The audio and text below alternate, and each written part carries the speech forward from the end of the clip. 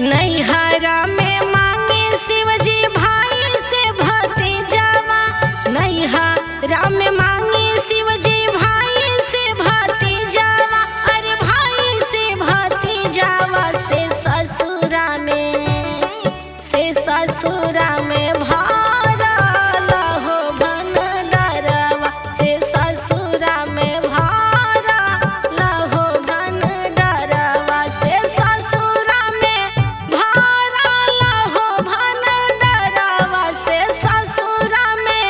भारल हो भंडारवा, से कैले बन चौथा के हो बारतिया, से कैले बन चौथा के हो बारतिया।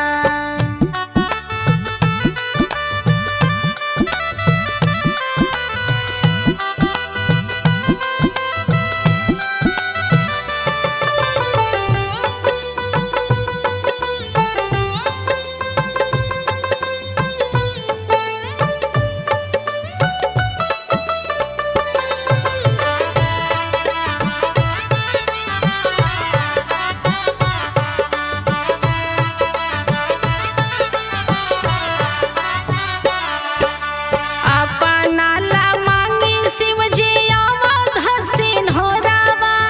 अपना ला मांगी शिवजी अवध सिंहोरावा, से अवध सिंहोरावा की सजल रहे माँ